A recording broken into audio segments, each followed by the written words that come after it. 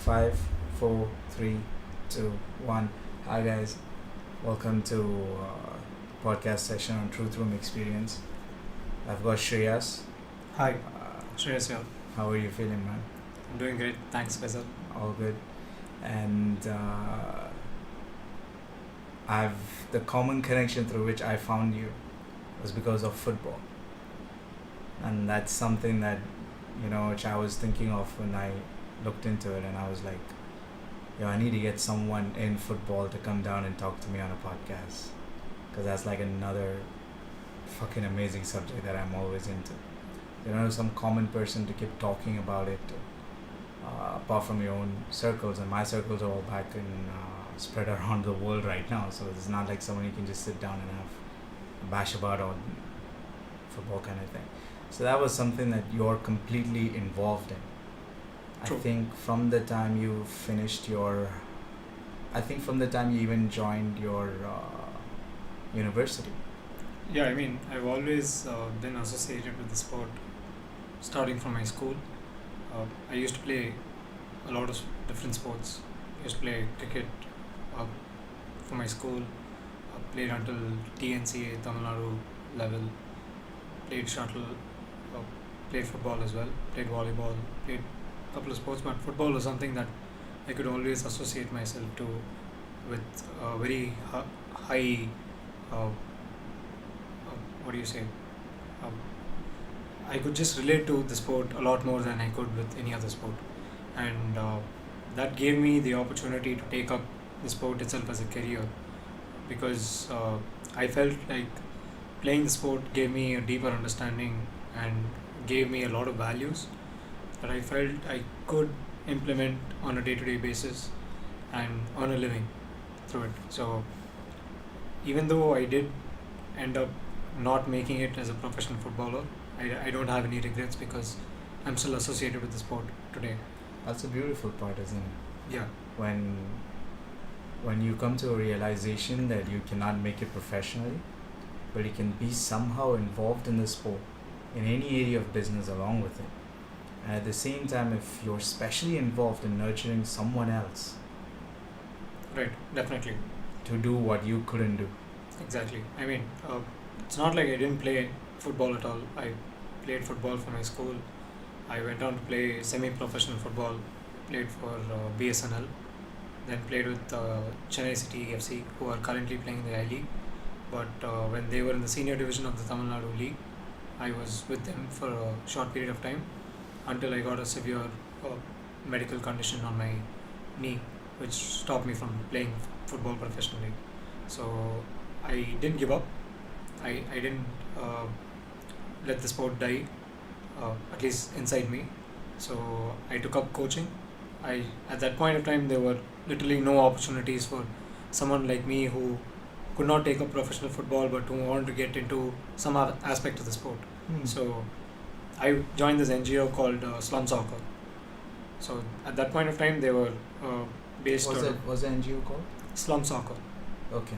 So it's a very interesting approach towards the sport itself, wherein they impart life skills and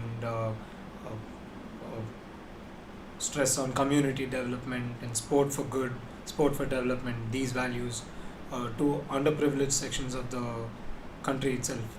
So they were founded in Nagpur by Mr. Vijay Barse, who had this great vision about uniting the entire country through the sport. So I had an amazing opportunity to work with them for a long part of my initial career, when I couldn't figure out if football can actually be a viable career for someone who's not a professional player. Like at that point of time, I had no clue that there were 249 other professionals involved in running a football match.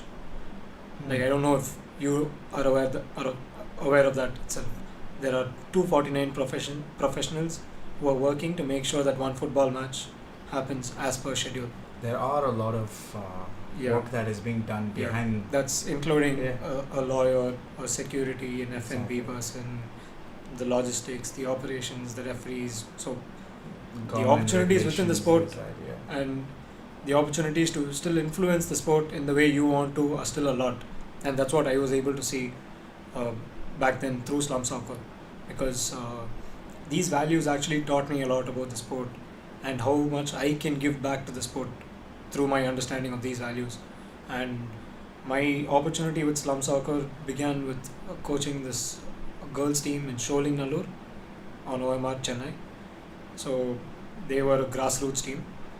6 months with them, me along with another coach from slum soccer called Aaron, we ended up being the zonal champions.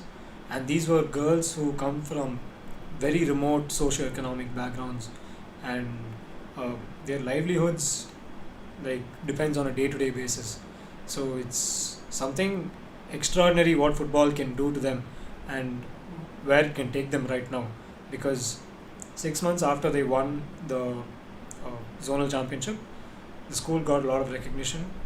3 players were shortlisted for the Tamil Nadu under-19 team. 2 players were identified by the official Arsenal fan club of India. They were sponsored by this fan club, and this gave exposure to the official Arsenal club football club itself. And they did an exclusive story on these 2 girls.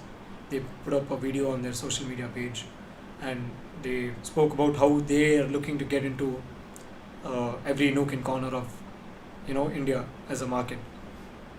So that gave me a lot of confidence to take up the sport as a career through the results of what I could impart to other people, like the results of these Sholing Nallur girls that I was talking about. So that gave me the confidence to take up football coaching professionally. So I did my D license in Erode, Tamil Nadu.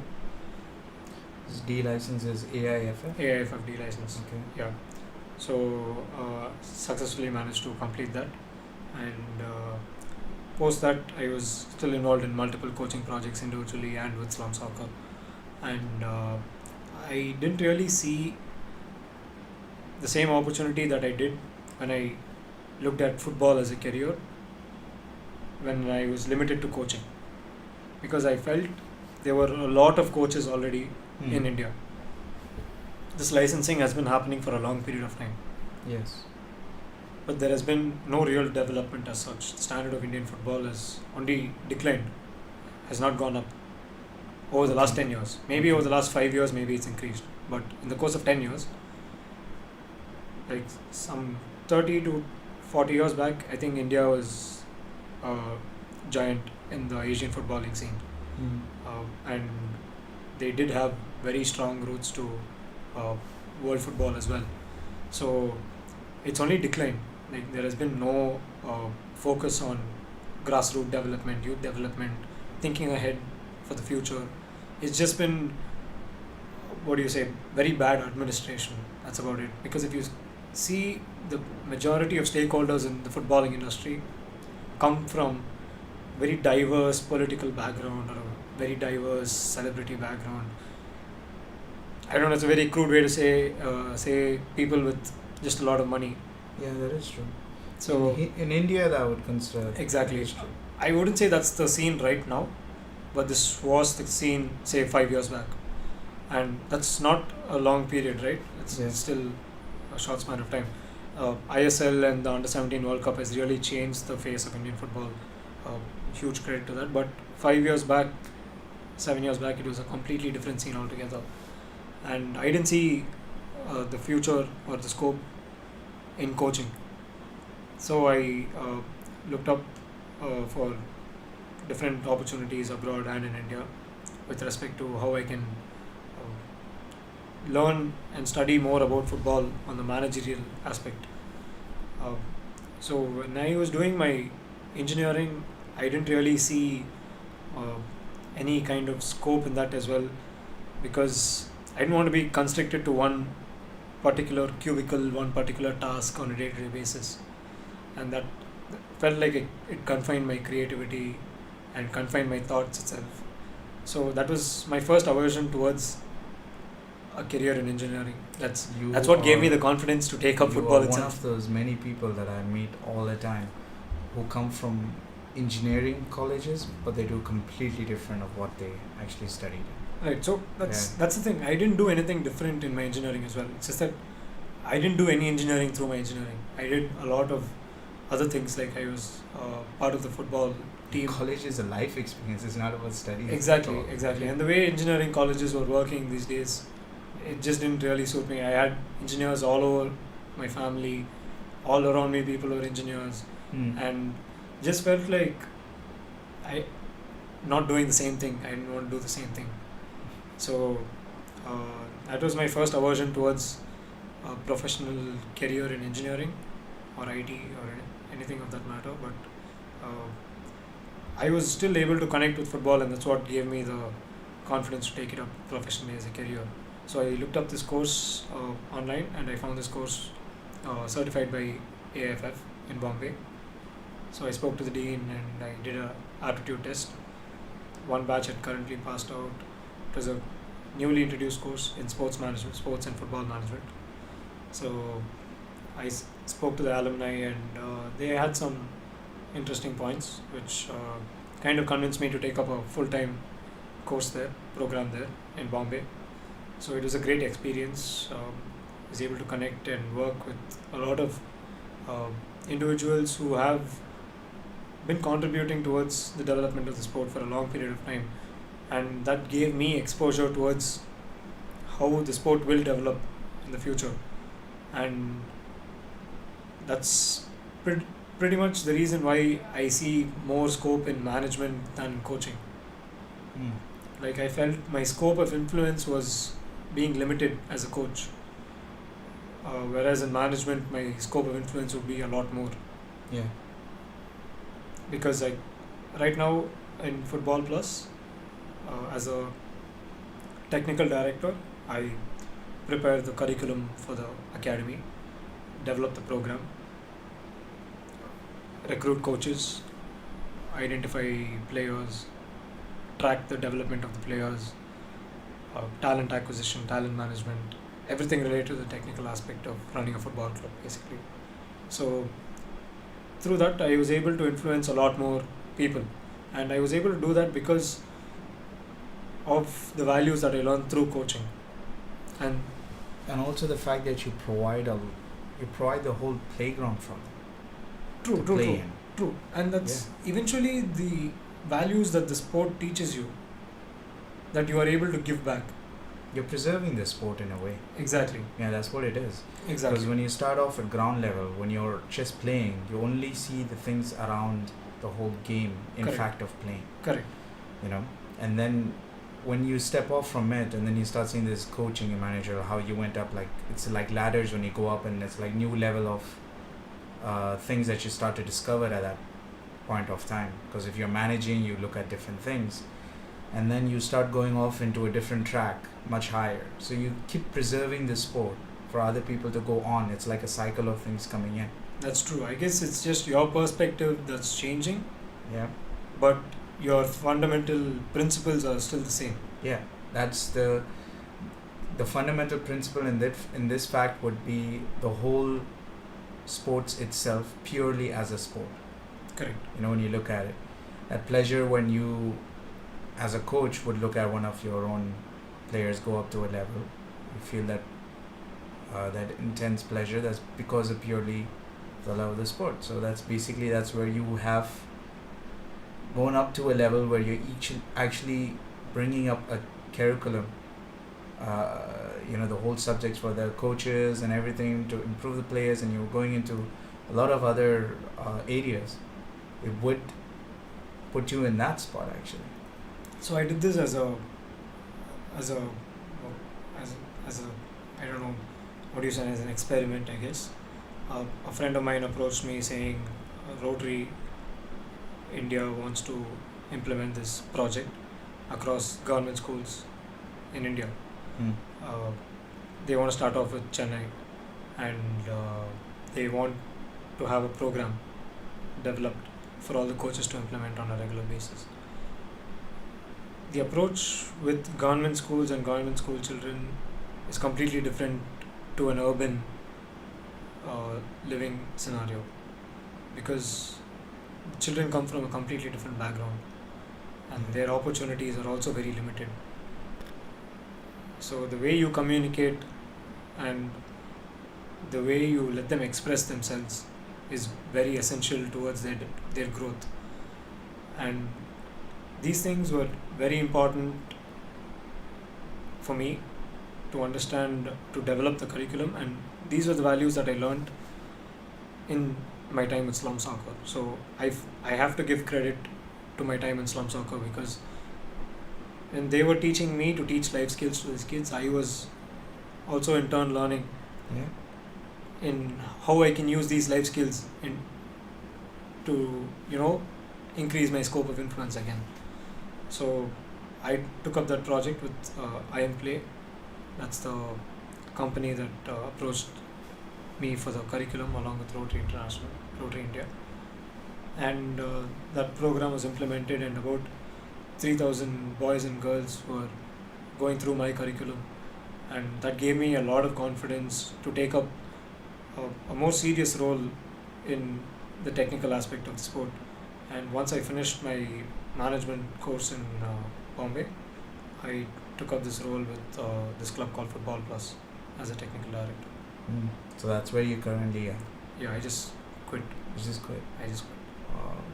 Are you looking to do some other project apart from? Yeah, so I've not limited my work to a single line or a single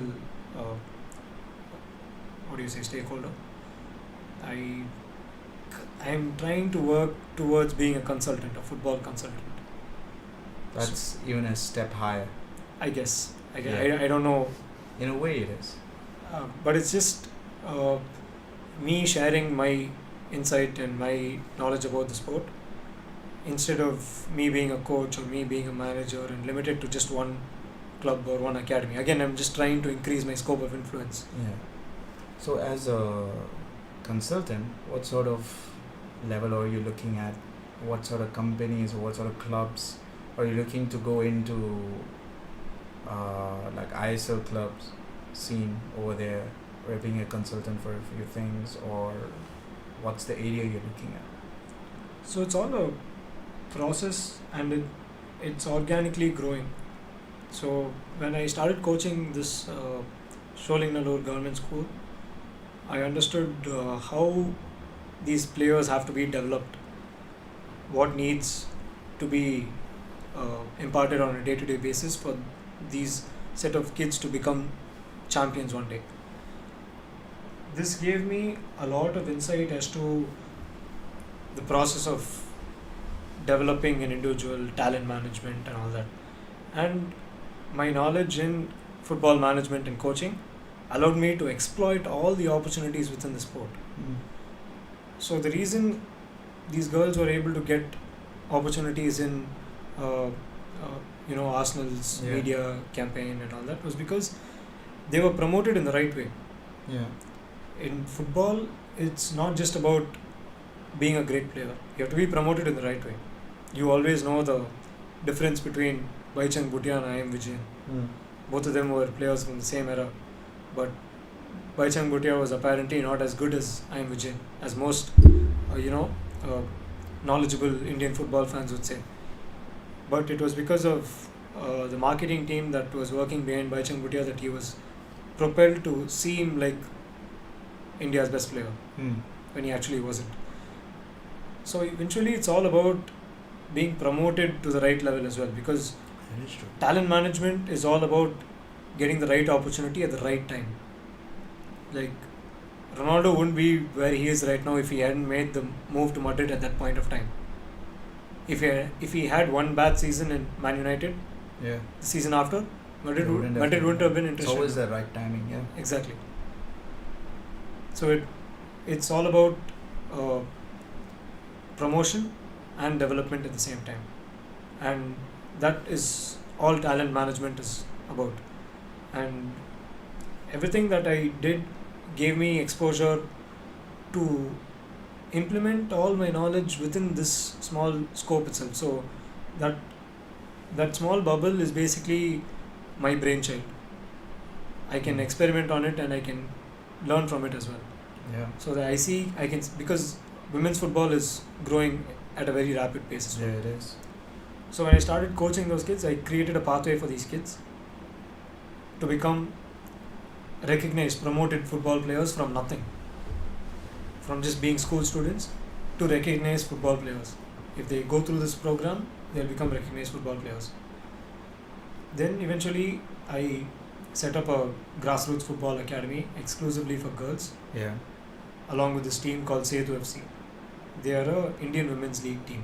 Okay. Indian Women's League was started recently, and women's football is actually on the rise.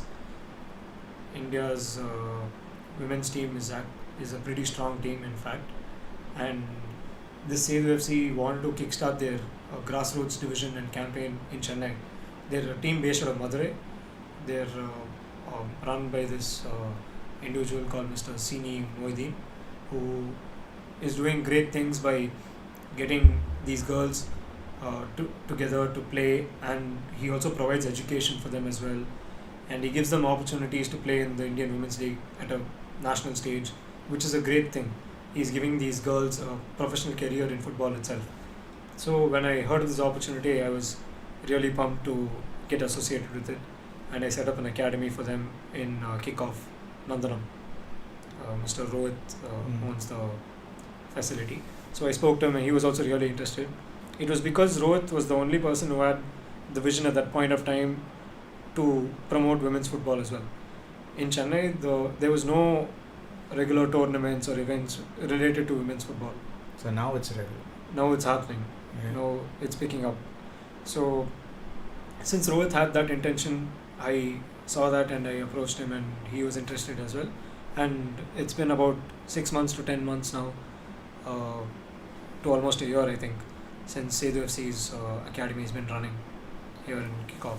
So this is the line that you're looking to go into when you talk about Correct. as a So consultant. I can get these Sholing girls that I coached. If they're good enough, they can eventually play for Setu FC in the IWL. So Setu FC's squad has representatives from the national team as well, Indian national team as well. So that's the pathway that they provide. It's all about tapping the right opportunities. So you more or less are like, how would I, for lack of a better term, I would just say like an agent. Pretty much, an agent Yeah. of football. An agent in football. Like how you, in professional football you have agents who are very careful about what time you need to promote a player Correct. to a different level.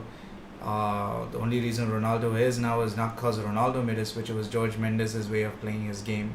Correct. Making the right business switch for that player to go somewhere, and you give him another option and they keep growing.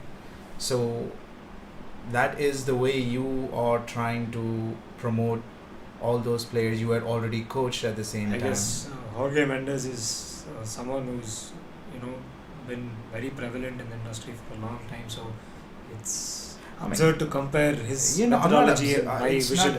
I'm not comparing. Let's say maybe not his business acumen or anything as such. I'm saying it's the generalization which you can compare it to. Maybe. You know? So Maybe. how you would generally compare Ronaldo with another player, and many have failed in that attempt to become Correct. like him. But Ronaldo's Ronaldo, Messi is Messi. That's a different story altogether.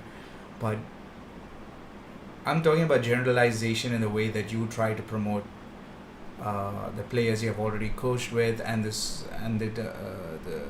job you had at the previous time where you identified certain talents, and you spread out your wings to cover up more clubs and associations where you can be influential enough to provide a path for some players that you have identified to go through it to become successful. Absolutely. So it's again it's a great thing actually. It's in reality it's not yet great. I mean, but in virtual sense, there is a pathway. There is a virtual pathway for any girl right now. From what I've been working on, any girl in Chennai right now can pick up the sport from zero and have genuine aspirations to eventually play for the country. Yeah, That's a reality now for the girls in Chennai. that is.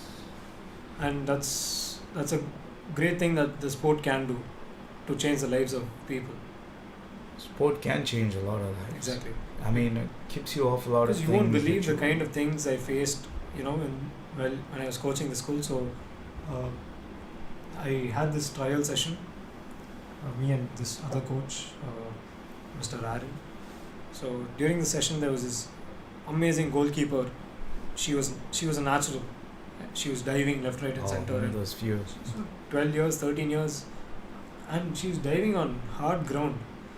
It takes a lot of reflexes and anticipation to make those dives and actually make those saves, and she was doing that.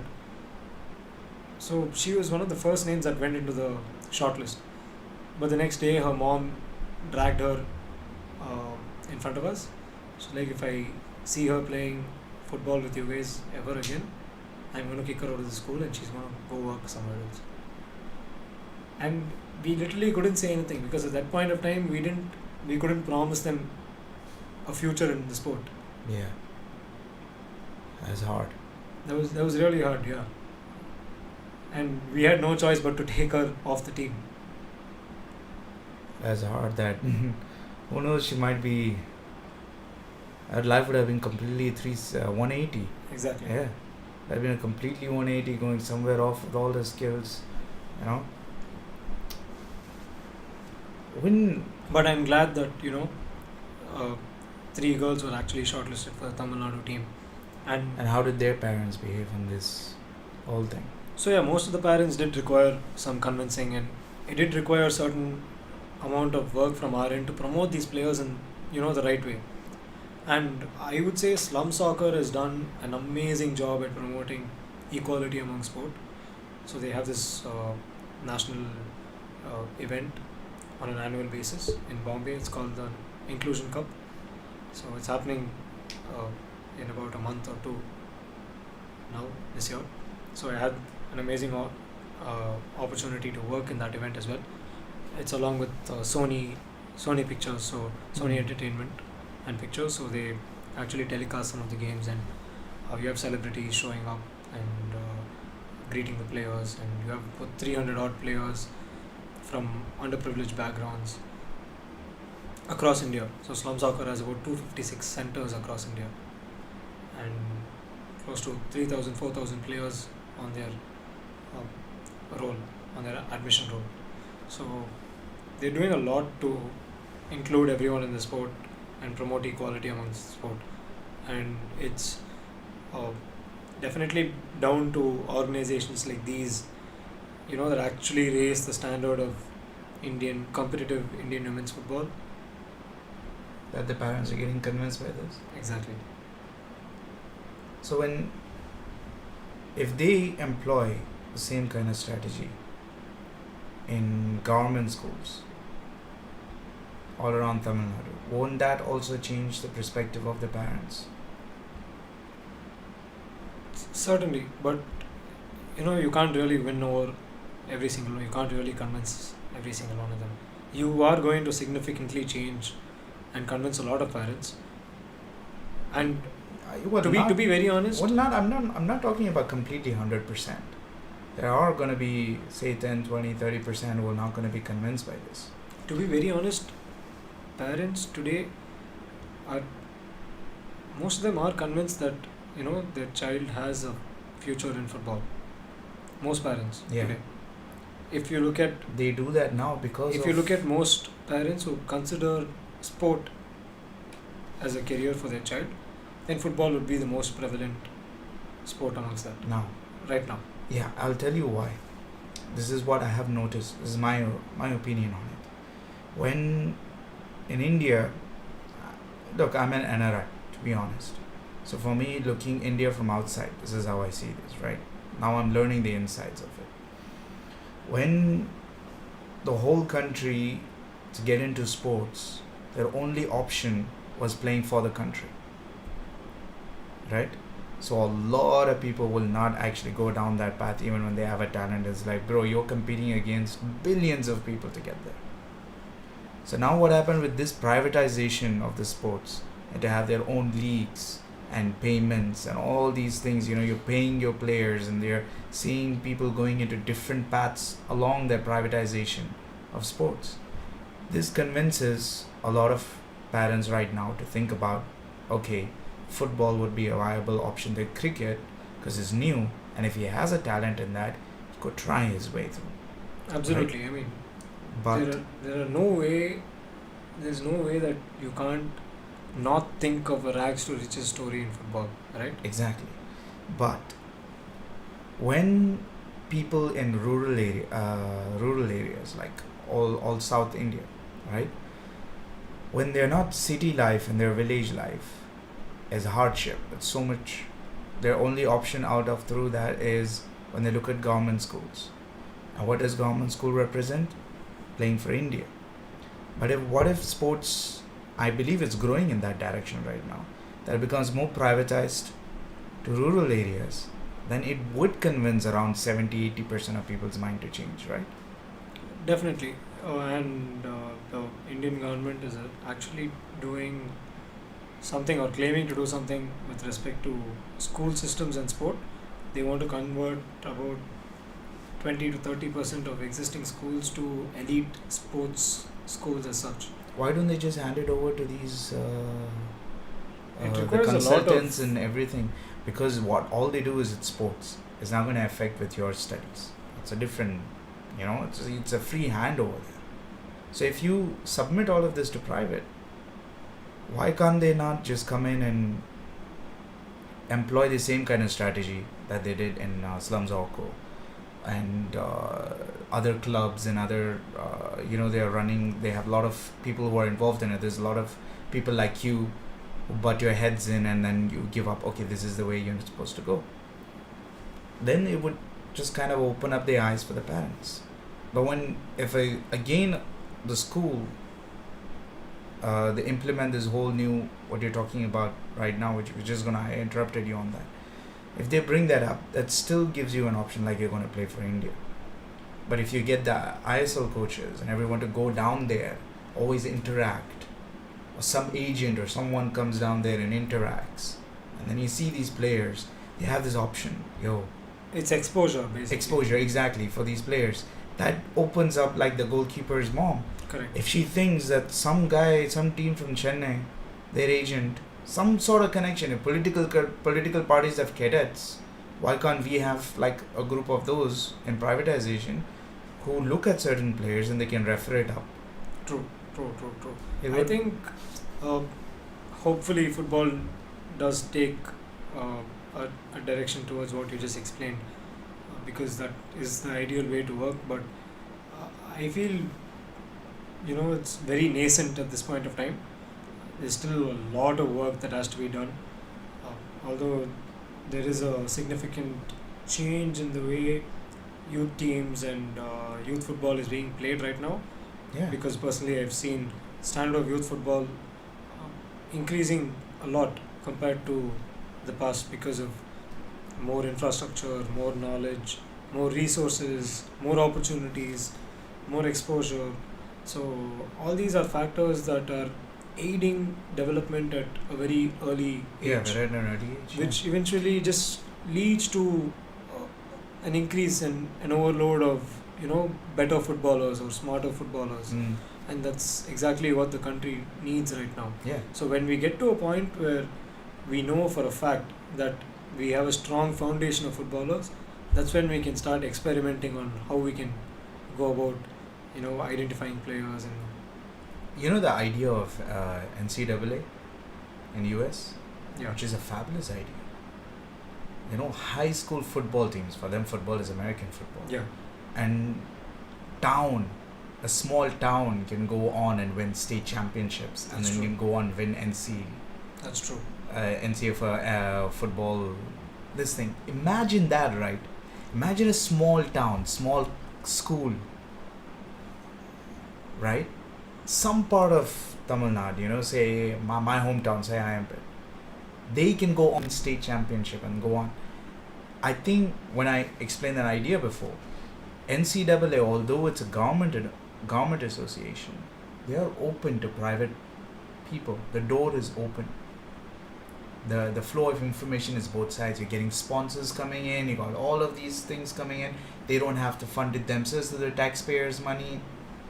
It opens up doors, bro, for everyone. That's true. That's an idea which at least we should try to implement here, obviously modified to our scenario and our situations and the Correct. pace of time that it has to go, has to be implemented. You are involved much deeper into that. Do you think there is some sort of a plan like that which is brewing up somewhere in some office which might change the whole connection between the government and private sports organization to actually help people like this? Right now, there is a strong connection between the government and probably a couple of private organizations. No, I'm talking specifically Tamil. In Tamil Nadu. Yeah. Okay. So in the government of Tamil Nadu and the Football Association of Tamil Nadu has been one of the reasons of Tamil Nadu football not developing, and the reason for so much of untapped talent and potential here in Tamil Nadu and South India itself in general. Because Tamil Nadu Football Association has been very quiet for a very long time, and they're just interested in running the administration for namesake. If you notice the Chennai leagues, professional leagues that happen, it's Okay, so poorly organized. I haven't heard of them. It's very poorly organized, very badly run, not properly funded. So I don't see football developing that way. I had a small talk with someone earlier when I came here first, and I started playing football in IMBET in Tanjore, and I was thinking about IMBET doesn't have a football team. Why don't I start one?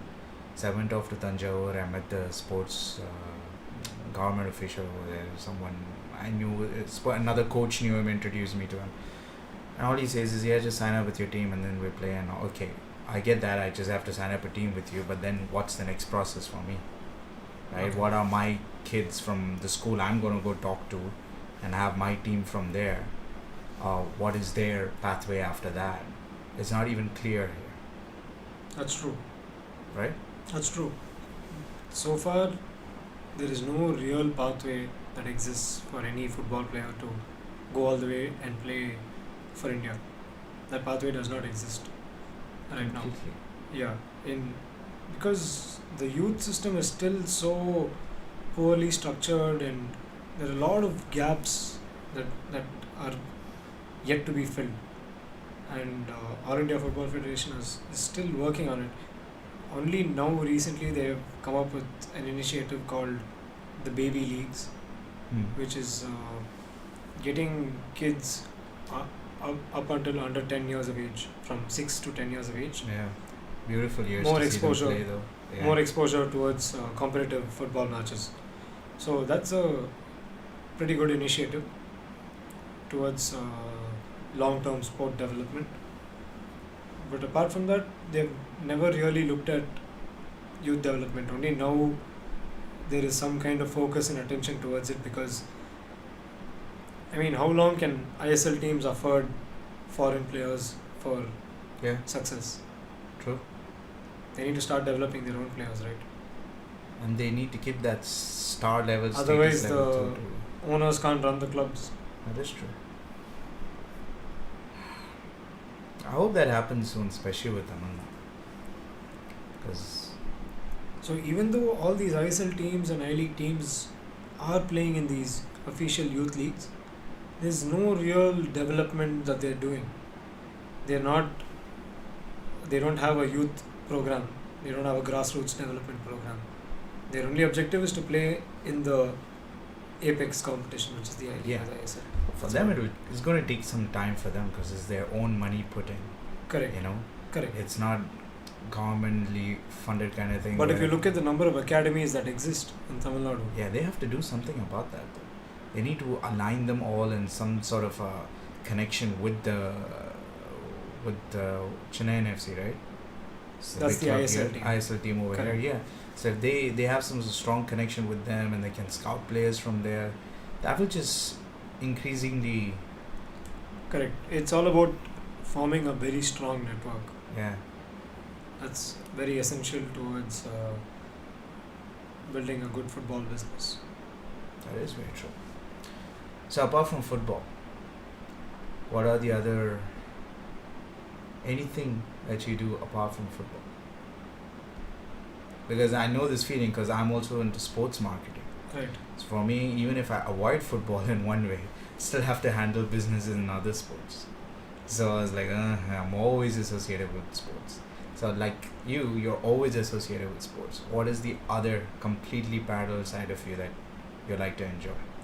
So my activities are a little more diverse back when I was in college and school. Mm-hmm. Like I said, although I am predominantly a footballer, I did play a lot of other sports as well. Yeah. And I was also into a lot of public speaking and debates, parliamentary debates, Model United Nations back in school. And I formed my own debating society in college. I was part of this World's Universities Debating Championships organizing committee as well. It was a great experience for me. So, apart from football, I engage in a lot of like mad humor, entertainment. Mm-hmm. I just like to, let loose apart from football, because football is something that stresses me out on a daily Oh basis. yeah, it does. Yeah. No, it does. For me, I can't stop thinking about it at any point of time. So I just like to let loose at whenever I get the opportunity.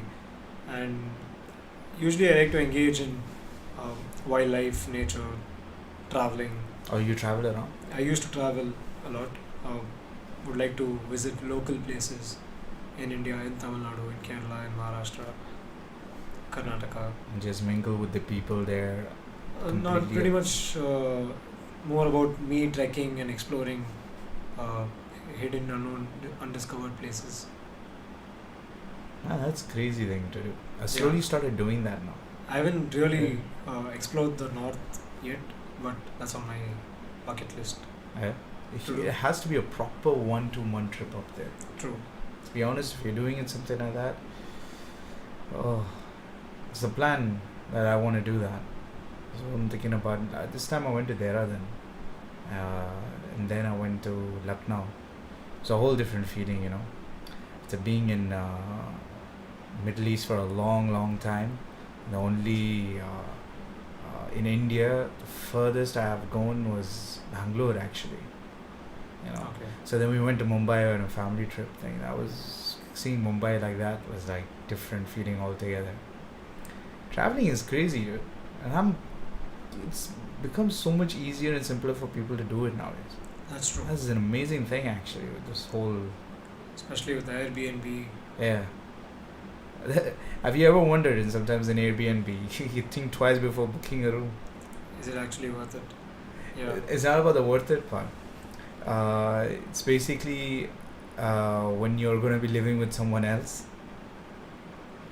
Yeah, I mean, some people like that experience, bunking with a random person, Yeah. and going through the same phase of thought, because that stranger is pretty much going to be in the same frame of mind as Could be. That's maybe. we. Yeah. When we were going to Dehradun, we found a place on Airbnb, and and it was too good to be true. The guy was super chill. He will chill out, and he's got a a biker garage over there. He works on it. His mom or someone is in some administrative high level post politically over there. So you got nothing to worry about when you guys chill with me, and you guys can punk with me as many days as you want. So me and my bro, we were just looking at it like, bro, my younger brother was like, going on a first trip somewhere up north, and you want to go bunk with some guy like this. I was like, why not? Then he goes like, what if it turns out to be a psychotic killer? What you gonna do then? Yeah. This is India. I was like, okay. I find Airbnb funny, dude. Some places is like, it's amazingly good. Then you have this double thoughts because it's not a hotel. Correct. I mean, again, it depends on where you're going, I guess, and the kind of experience that you want. out of that place. To me, that's how it is. I wouldn't always go for an Airbnb. Yeah. Yeah. So you take hotels. No, I prefer to find local accommodation. How do you do that? Friends? No, you can just like this one time where me and my friends were going around this place called Sakleshpur in Chikmagalur. It's in Karnataka. Okay. It's this really beautiful uh, uh, town. It has this temple and an abandoned railway track that's crossing a bridge over a river. So it's really beautiful. It's really serene, and it was one of those trips where you plan in the last minute and you just convince a group of 10 people to get along with you and go. And we didn't really plan for accommodation there, but we ended up looking for the right kind of accommodation and at 3 a.m. in the night, and we did find one as well. So I it's not about Like you lived in another person's house? no, there was accommodation that is meant for travelers, Oh, okay. not specific to hotels but just hiking spots. Okay.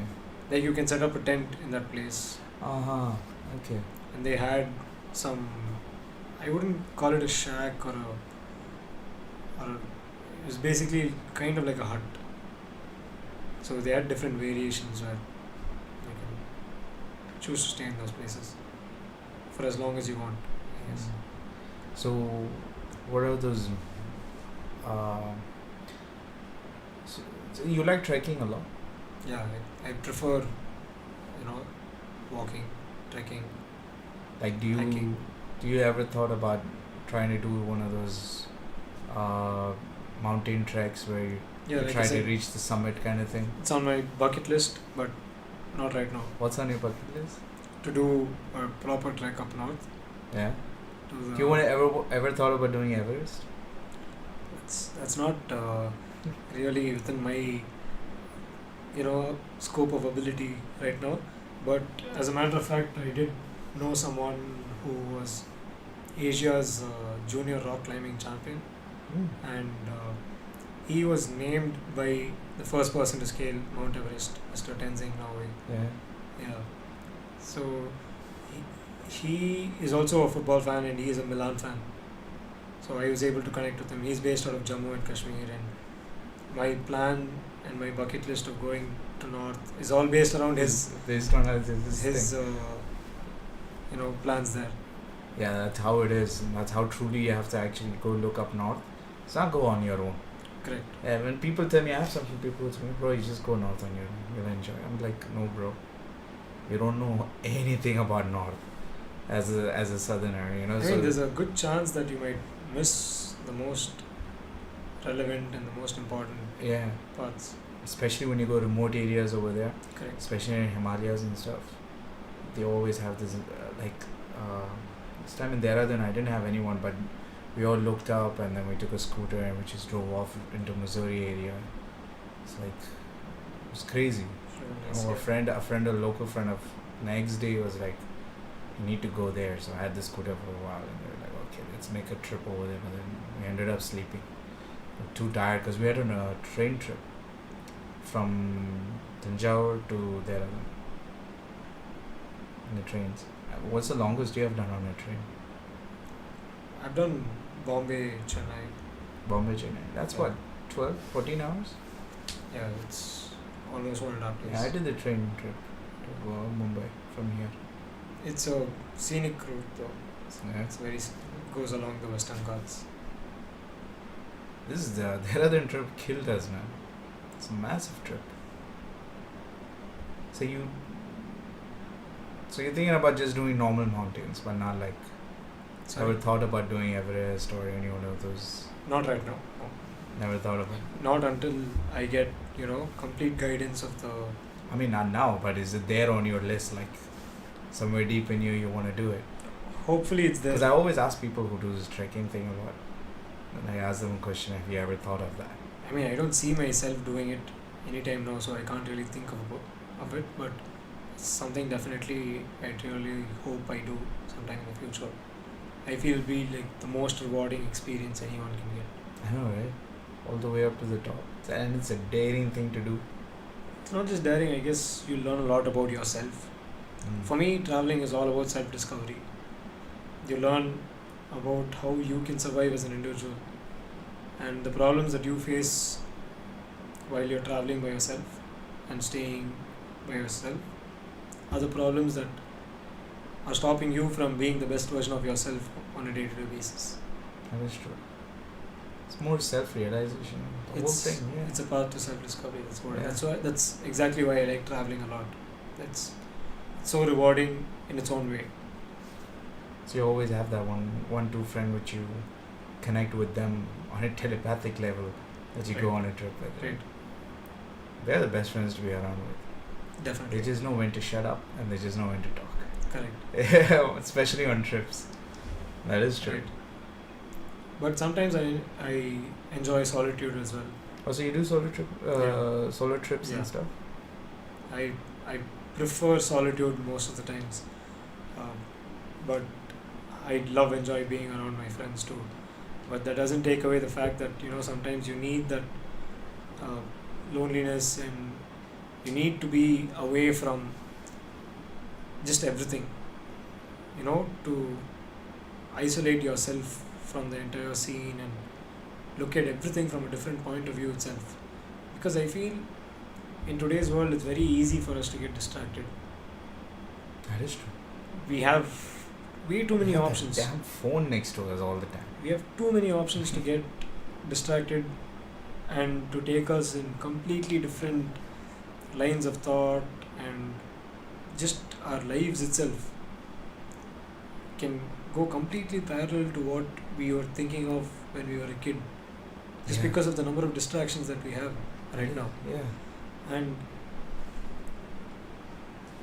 to me, I feel like you need to get away from people and just life, your day-to-day life itself in general, to kind of negate those distractions and look at things from your actual point of view and your actual perspective. Like people say, think from the heart. Yeah. Yes. Sometimes you can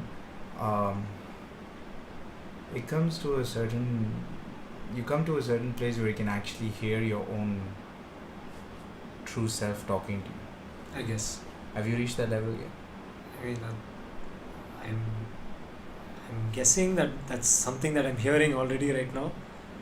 There is kind of a voice that's talking to me. And it's you. Yeah, it's definitely not your demon. It's not your, whatever. It's no third person. Yeah. Like another thought that is being distracted by something else that is happening is talking to you to get your action on. And you truly realize that voice has a whole different life.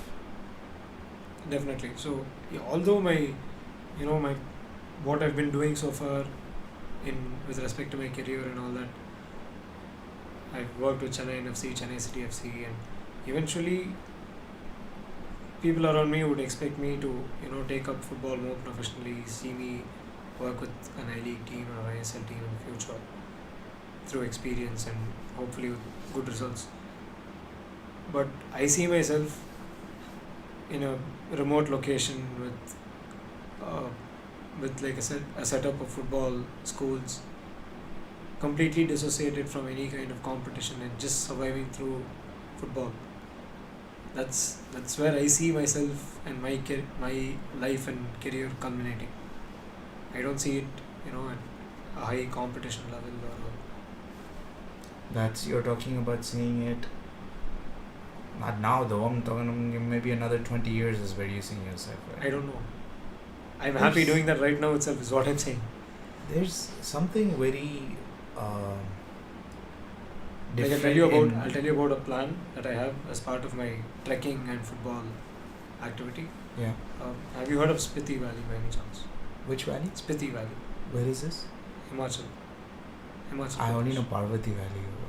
So Spiti Valley is this beautiful place. It's completely isolated from the country itself. Like you don't have cell phone network there. The only kind of cell phone network that you get is from the army base camp that's there, stationed there. And there are about 7 to 10 villages in that valley. And these kids come from uh, a Tibetan background as well. So there are monasteries, and there are monks who are teaching, you know, uh, Buddhist art, mandala workshops, and things like that. Is what happens there. So I was talking to this one person who was living in Spiti Valley for a long time. She has been studying about the nature and the people of Spiti Valley, and how they have not coped up with development around them. Like, technology does not exist for them. So it's for them, the viewpoint in life itself is completely different. Yeah. And there are so many values that they're not able to grasp because of that. And I feel like football can be a tool for them to learn these values.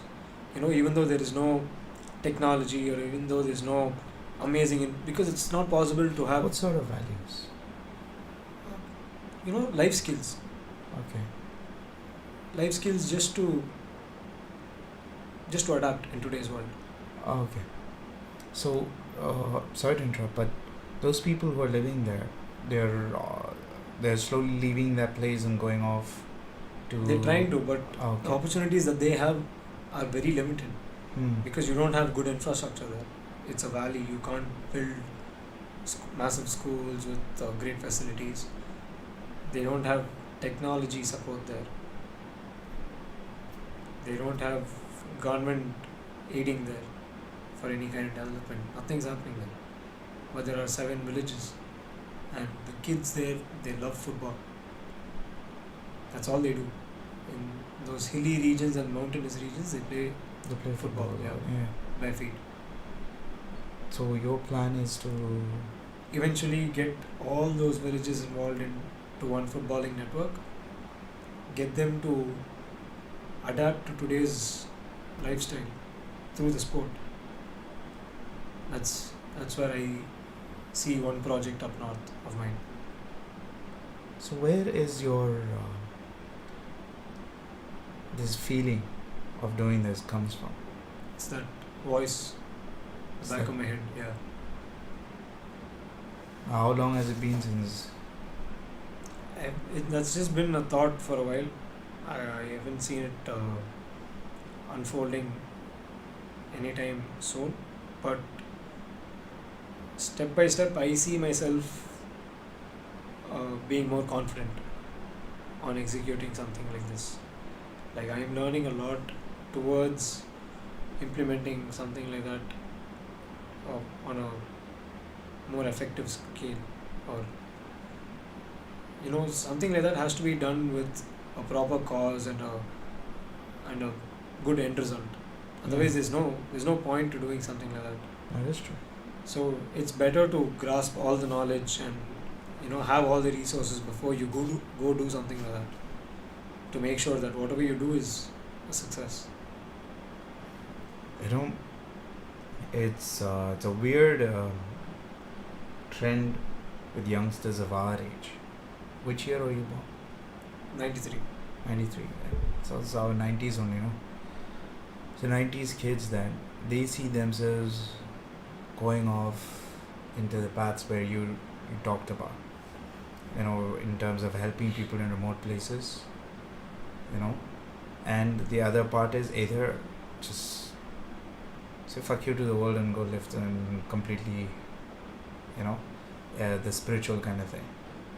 It's a trend with our age thing. I think we're so tired of this world right now at this early age. So you're 93, so you're 2 years younger to me. So you're 25, 26? 25? You're 25. You already look like an old soul. I guess age is just a number. That is very true, man. Age is just a number. I sometimes tell my brother, man, I feel like I'm 30, 40 years old now. I feel some people can learn a lifetime in just 20 years itself. I swear. Dude. And it's very drastic, isn't it, how you start learning those lessons. It's just come up and explode on your face, and then you're like, wait a second, what just happened? You're put into the sport, and it's your responsibility to, take care of yourself at that point. Yeah. That's about it. I think it's got to do, if we lived in a financially stable time, 95, 96, if we were like, 17, 18-year-olds, I think we wouldn't have learned as much as we have learned right now. Because I believe that after 2008's economic meltdown, Yeah, finance has always been a major factor of how we shape our life. correct. And also the Yeah, generation that you're talking about yeah, is heavily influenced by technology and social media. exactly. No, that's this. We are stuck between a spectrum where there was no technology before us, and then there's technology ahead of And the us. boom ahead of us. Yeah, so we're stuck in the middle. So we're stuck between two generations where the previous generation totally fucked us over. Okay. Right. And then we're trying to cope up, and we don't know where the fuck the other generation is going right now. Right, that's true. So we are like the old souls in between us, and I think that's one of the reasons why everyone is like, you know what, I'm tired of this. By the time I'm just like 50, I'm gonna go off. That's Like, screw interesting. you, Yeah. world. That's interesting. I used to live in Gopalapuram in Chennai, Mm. heart of the city. Had 7 schools around my residence. I was literally, I've been 50 meters away from my residence, and I've not been able to get into my house because of the traffic. It's just so bad.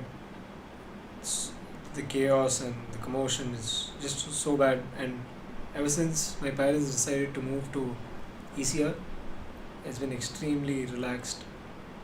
The lifestyle itself has changed. The way I think and You've the got way. so much time, and you can do a lot more things in that state of mind. Then that's where you get calm. You're a calm person. I've been noticing you. Not like Abhishek. Abhishek killed me when he came on.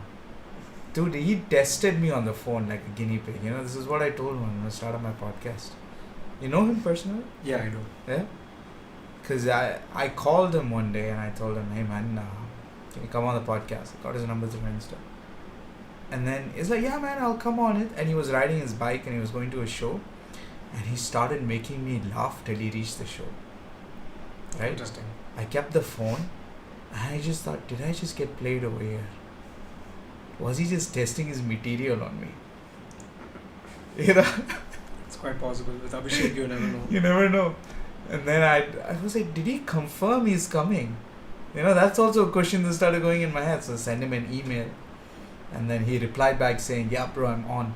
And it was a late timing I gave him, 10:30 in the night, like your timing what I gave him. So then he was like, okay, cool. That's when I knew, okay, this guy's coming. And the moment he met me downstairs only, he was cracking jokes. Should have been a fun experience though. Oh my gosh, Abhishek. Abhishek is... Dude, he didn't let me run my podcast. You know what I mean? I'm trying to talk to you and then you talk to me. It's a conversation, right? He went on. I lost track of the podcast because he kept jumping topics to topic, and then halfway through he was like, oh bro, sorry man, I'm hijacking your podcast. I wouldn't say that's the first time I've heard something like that. But yeah, he's very enthusiastic, he's very lively as well. Yeah. So gives him the freedom to do that. I know. It's very hard to rein him in. Once he's let loose. It's true. I shouldn't have done what I did before the podcast with him. At least I would have got a normal guy. Let him off the loose, and then he just went bonkers, bro. We went on like till 1:30, till 3 o'clock we were here. We finished the podcast. I feel like you should have cut the lease after, Dude, it didn't. after It the actually, podcast. the lease got even longer after the podcast. So then it was gone. Then till 3 o'clock, he's a United fan. I'm a Liverpool guy. Talks will I go. can imagine, yeah. Yeah. No, your club is useless. You're feeling what we felt. Leash Fine. and football is a deadly combination as well. It's a good nickname, man. Leash. Oh, man. So, what I was going to ask was, before you spoke about something, I can't remember right now. Because I wanted to ask a question about it. So we cut the leash after the podcast.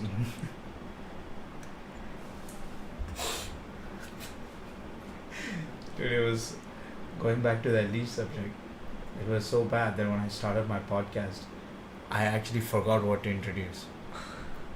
And then he introduced it for me. Oh yeah, nice. At least he's helpful in that way. He was helpful. And then I was like, "Man, don't. Okay, let's. Okay, I forgot at that point. That's what I told him. But it's a nice thing that you're doing, right? You're, getting insight from people from different uh, walks of life, getting their unique viewpoints, and I feel that's a lot to learn from and learn in life. It's to be able to learn from other people and to be able to replicate that on a day-to-day basis. So I feel personally I've learned a lot from people who inspire me on a day-to-day basis. Like, I got this tattoo just because I'm a huge fan of Led Zeppelin. Oh. It has no connection to Led Zeppelin though. No real connection to Led Zeppelin, but it was Okay. inspired because of Led Zeppelin. Okay. They have a symbol that is tracked back to a Vedic religious astrological sign, Mm-hmm. and I kind of figured out my symbol for my zodiac, and Okay. I got that inscribed as a tattoo. Okay. So it's just something that inspired me, and I try and find people who inspire me on a day-to-day basis, and I try and learn values, that they strive with. What strives them is something that will definitely help you as well. It fuels you. When you look at Exactly. when you try to go deep into another person, when you understand what their runnings is, Right. how they operate, I mean internally, not in terms of materialistic, but as a human being, it inspires. They're seeing good in people. Very few people actually like you who see good in people, and they would want to push up, bring them up, whatever way that you're trying to bring them up, or learn a lot of things through it. I think anything that you're doing in life, if there's no immediate benefit to the people around you, then there's no point doing it. Because as the book Sapiens says, we are a social animal. I haven't got to that book yet, but I understand what that book says. It's a really We are a really social good animal. We Yeah. haven't. Before, Confucian was able to read *Sapiens* or *Mein Kampf*, Hitler's original book. So then I was like, wait a second, let me first read Hitler's book. Let me see what this guy is talking about, and then I'll read the *Sapiens*. But There are you- two different outlooks though about Yeah, about humans in general. But I just wanted to, because if I go in this book that's history and then I'll come back to the recent history, I don't want to do that. I want to go in reverse. Because you're talking about a certain idea, what a certain person had, like Hitler, and then you talk about the idea as a human race as a whole. correct. You It's know? two different outlooks. It's a two different outlook. He looked at a specific section of a human race, Correct. whereas Sapiens looks at two different races that were there, the Neanderthals and It's inward and outward. Inward human experience is the Mein Kampf, and the outward human experience is the Sapiens. Yes. the evolution of humans is that, and this is it. So I was like, okay, I don't want to read that first because Hitler got convinced because of that. So let me just go reverse, because that book is dangerous. I understand, yeah. Mein Kampf is dangerous. I'm just in the first few pages and I'm totally understanding what that person is at his younger years. So it kind of messes with you. But like you said, we are social animals. We cannot stop being interacting with people. Absolutely not. It is not just limited to interacting. I feel the only way for us to grow is by learning from other people. There's no way that I can say, or you can say, or anyone can say that you can do everything or you know everything. To do a task to its utmost capacity, you can't do it by yourself. You need the help of someone else. So there are things that you have to learn from that person to do the task the same way as well. Yeah.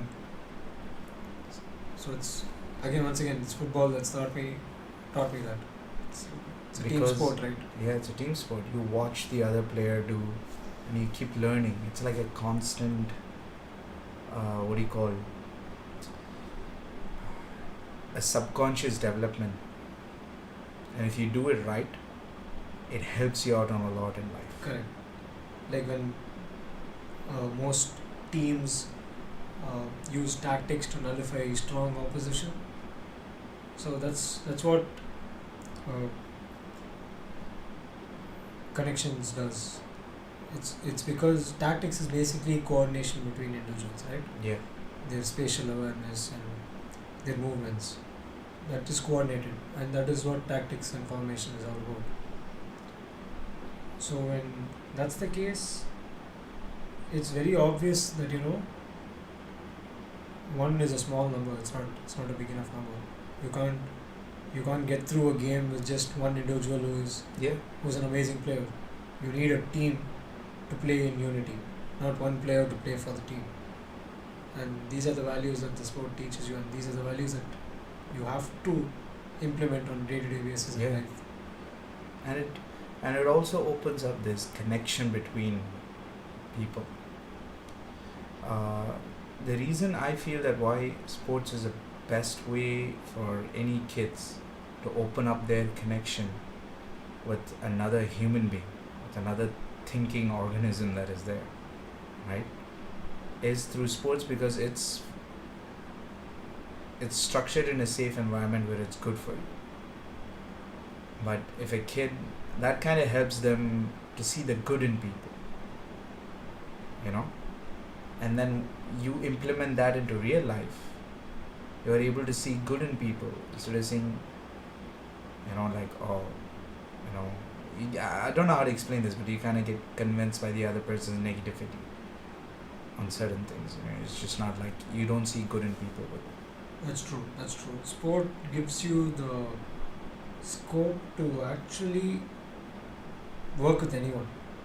You can get along with anyone. That's what sport shows you, and it shows you by being diverse. It can accommodate anyone. It is inclusive.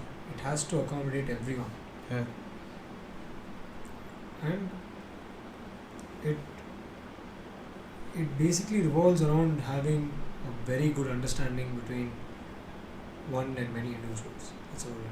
So as a coach, you would have come across situations where you are tampering with their thinking, and which you're pretty sure will reflect in how they handle other things in life. And it's one of those very dangerous points where you come in,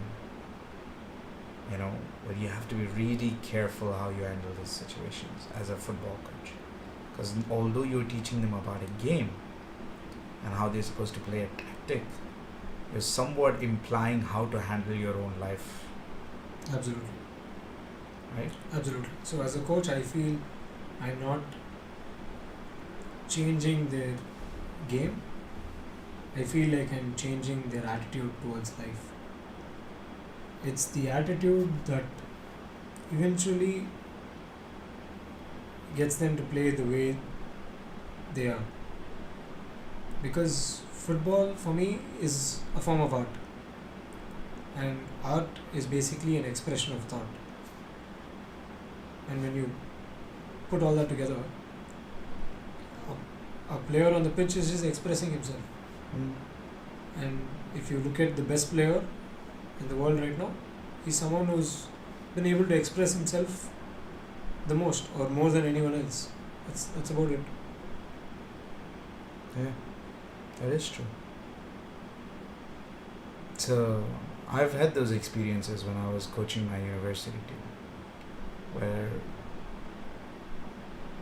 that person will not get along with this person, but they're so damn good, and all you had to do was tweak the thinking, and then when you start tweaking this thinking,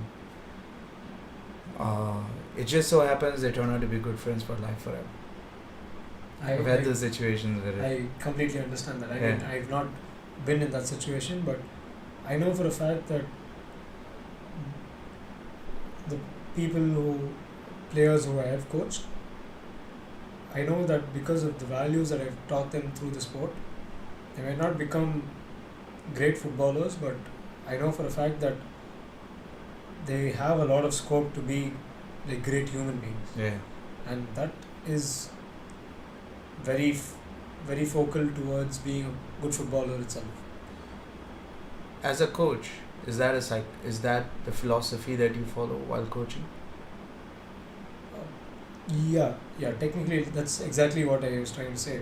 So while coaching, I don't try and change the way they play, I try and change the way they express themselves on the pitch. Okay. Because it's ultimately your communication with your teammate, the way you're moving around your teammate, the way you're supporting your teammate.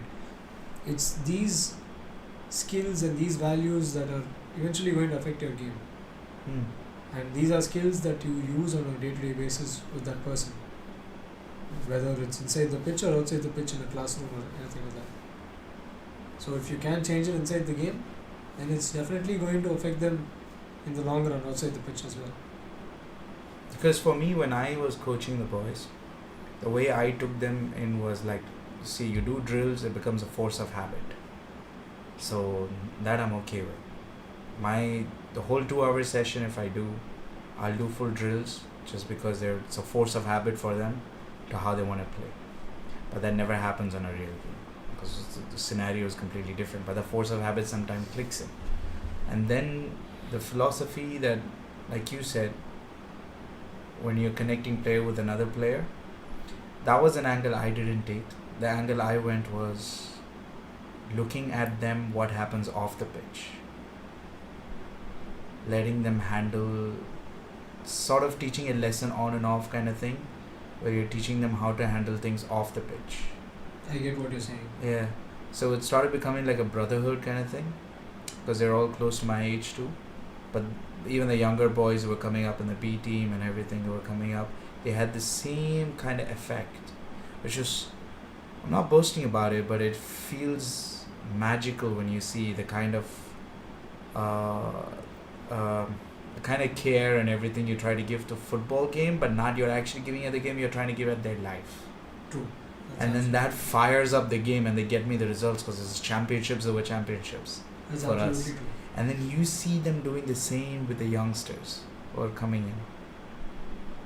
That's absolutely true. So that's does that look magical for you when you do that with those definitely. with the people you coach? Definitely. I'm hoping that one day people actually understand why it's important to empower other people, to empower yourself. But it's important to understand why you're doing it. Only if you focus actually on the sport, you'll be able to get all these insights. So if you've read Sir Alex's book, although he's been a football manager for the last 26-30 years, that book doesn't really speak so much about football at all. No, it doesn't.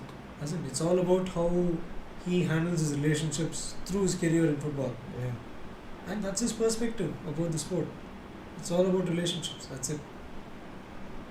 I think that fuels the sport when they're playing it, because it's a common goal that they're trying to achieve. Exactly. But then when you're trying to fuel that common goal, it's always through a different path. Right. Definitely. And it feels amazing when that happens. What Sir Alex was able to achieve was only because he was able to understand his players so well off the pitch as well. Yeah. And he was able to have that strong relationship off the pitch as well. He didn't really, I wouldn't say he didn't care about how they were on the pitch, but his focus was predominantly off the pitch. So that gave him a lot of forethought as to how they were going to perform on the pitch. Yeah. and then you just know when someone's ass is on fire to put him on the pitch, then he's going to just bag you a couple of goals. That's about it. You know, and I think there are very few football club managers right now who actually follow that. I feel Jurgen Klopp does that with Liverpool. You know, right now you have United. What's his name? Former United striker. Solskjaer. Yeah, Solskjaer. I can't never pronounce his name properly. That's why I can't remember that guy's name. So he's there. He has the Ferguson's touch on him. I How it guess. feels. Ryan Giggs has that. You know. Yeah. So- If football is basically an influence, Yeah. you ask any player today, any player who's had a long-lasting career, he will remember all the names of his coaches. Yeah. So that coaches make a huge impact in the lives of these players. Now I remember a question I was gonna ask you was about coaches, right? You just told me just now as we were having this conversation. We said that how coaches operate is that influential in their relationships with their players, because it's a force of habit. These are professionals. They know how to play football. You really don't care.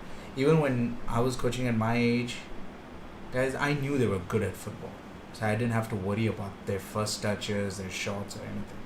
Getting the force of habit running and then fueling them outside the pitch.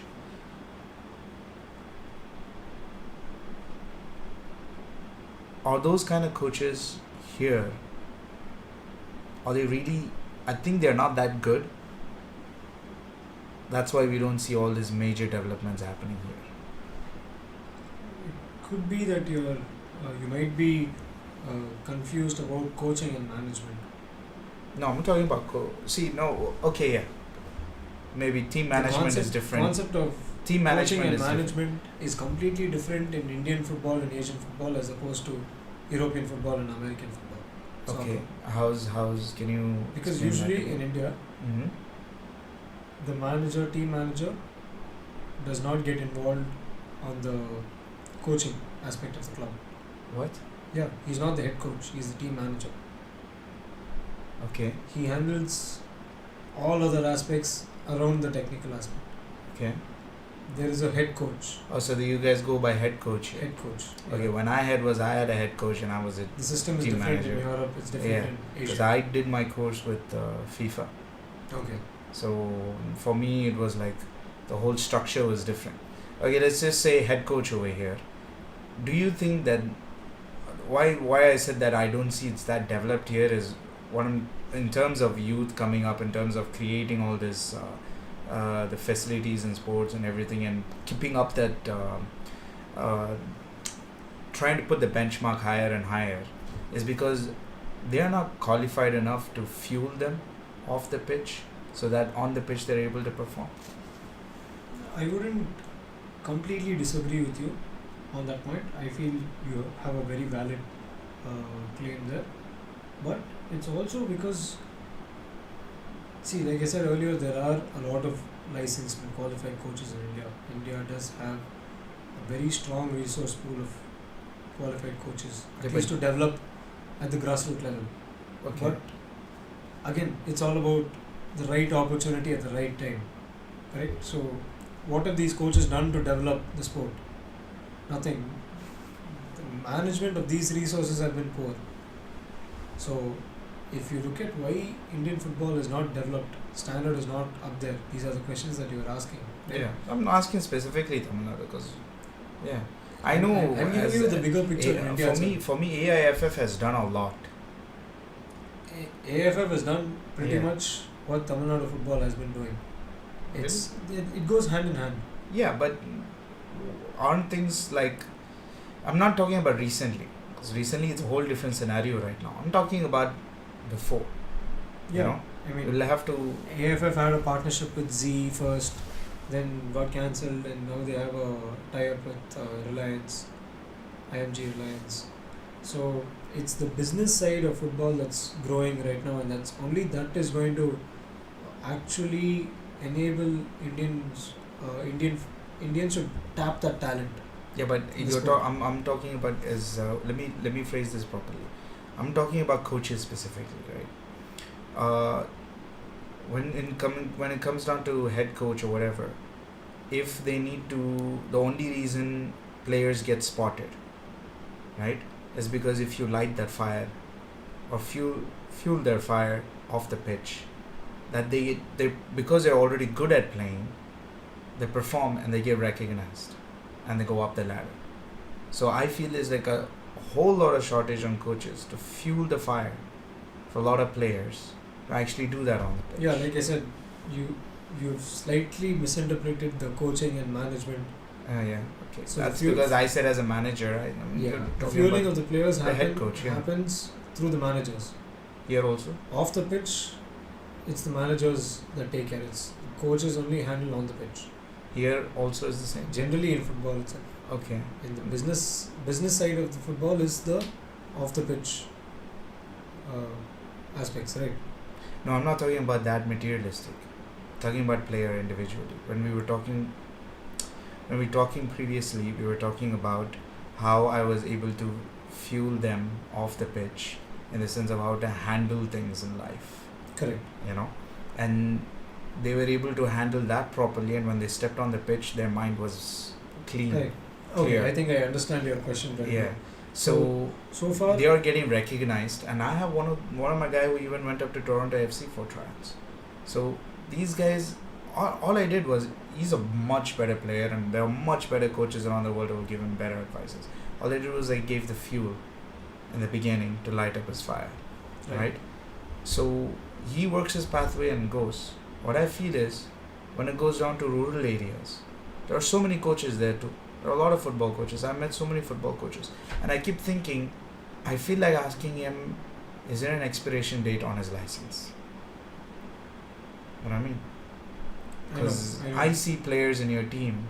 If I were you, I wouldn't care about what they do on the pitch. I would care about what they do off the pitch. So you're talking about talent management there. Okay. You're not talking about their football. No, I'm not talking about football. You're talking about how you're managing the talent. Exactly. How you're going to tap that resource. Exactly. Correct? So I completely understand. But when you go down to the more grassroots footballs that is there, not in terms of grassroots as kids, I'm talking about grassroots of like rural areas and those coaches who are there and stuff. And they don't have this talent management team who will do this work or whatever. They are the one in charge. So when they get a coaching license, they don't have the knowledge to manage the talent effectively. Yeah, or they have to be updated. Correct. Their coaching subjects and courses has to be redone, because currently right now, if you look at how, because I'm more into the FIFA thing, so there's a difference of how operating procedures work in in different countries. Different countries and different things.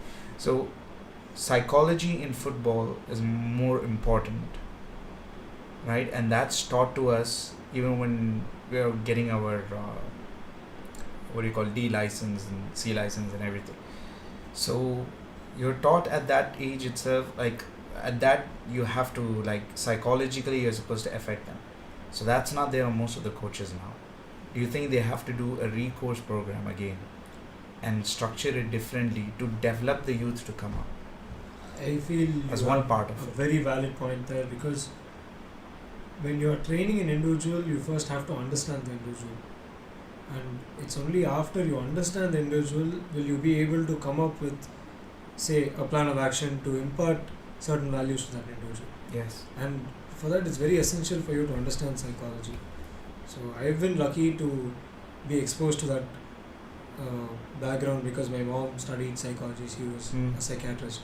So I was surfing through her books back when I was bored of my engineering textbooks, just for See, that is where your connection is.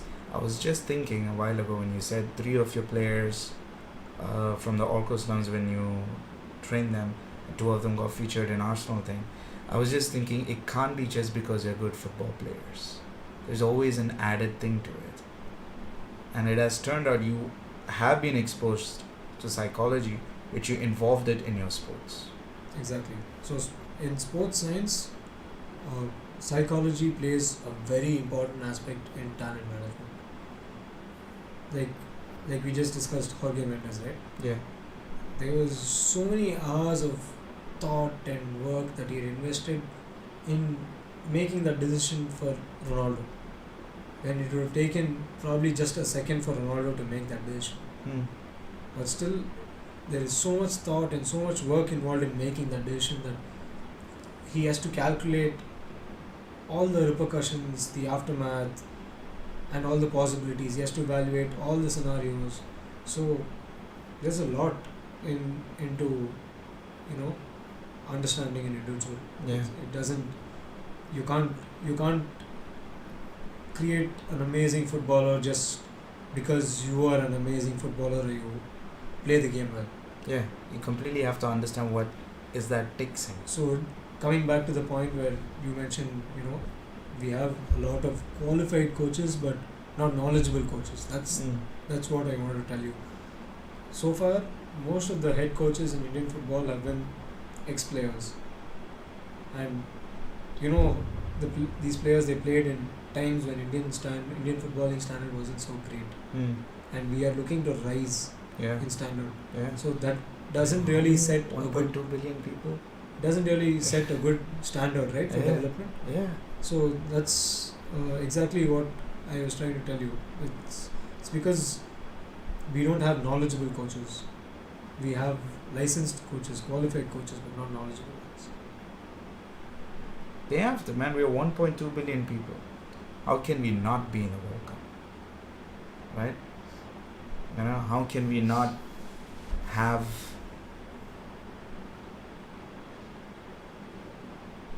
When was the last time there was an Indian origin Premier League player or any... Remember that Netherlands player was there?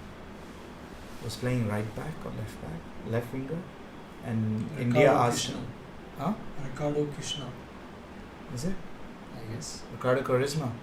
Krishna. Krishna? Yeah. Which one? The one from Porto? No, this guy played in Netherlands. Oh, He does have some Indian roots. yeah. See, that's like one in a... There was this one player called Michael Chopra. Yeah, he was there in Premier League for a while. He's in some Some divisions.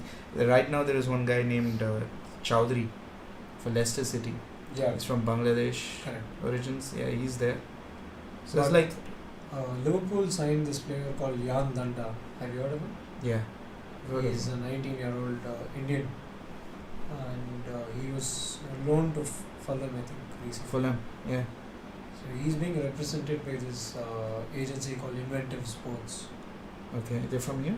No, they're based out of UK, but it's founded by this individual called Mr. Baljit. Mm. And I've been in association with him as well. He has so many amazing individuals under his agency. Ian Hume, Steve Coppell. Steve Coppell is Liverpool's technical director. Yeah. So they're based out of the UK. They have a direct relationship with some Premier League clubs, ISL teams, and I-League teams as well. So Jan Danda is actually Inventive Sports representative. So it's opening up a lot more doors over here. Has to. And when it comes down to... Like I said, man, they have to open up the door to privatization. I feel the government should open up the door to privatization in almost most of the things. Definitely. But don't charge us. We'll pay the tax as we pay tax. Just the method of doing things, just go to privatization. Run it like a corporate company, it will run good. That's true. But I think they're only looking at monetary benefits and short-term gains. Corporate companies do that. Which is very... Yeah, but I'm not saying employ the whole corporate company. I'm talking about their strategy in operating things. That would take a lot of resources, right? Yeah, it's government. We are paying for you. It's fine. We'll pay more taxes if you're going to provide us better shit.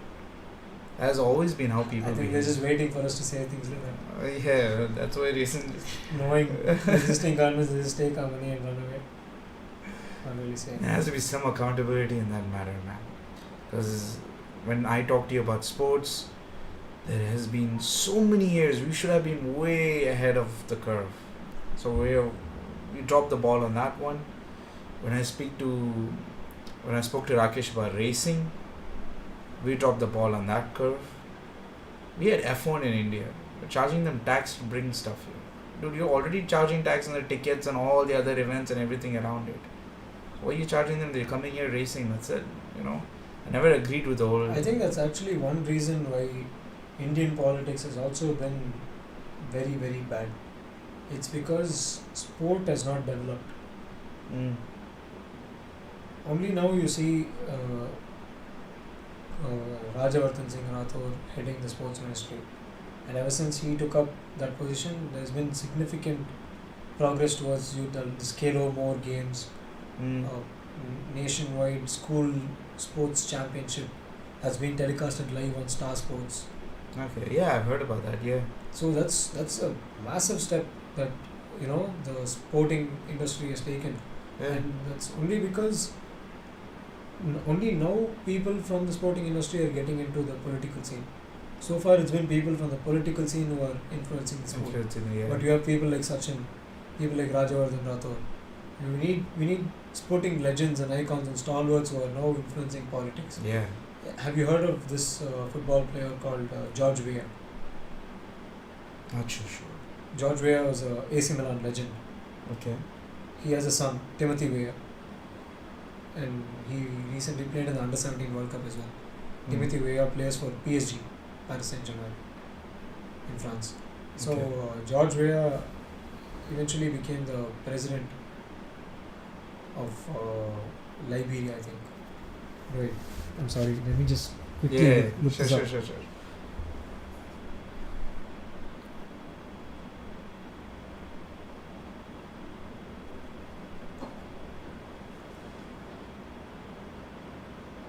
Yeah. So he became the president of Liberia, 25th president of Liberia since 2018. Okay. He is a footballing legend. He's played for AC Milan, he's played for Chelsea. Yeah, man.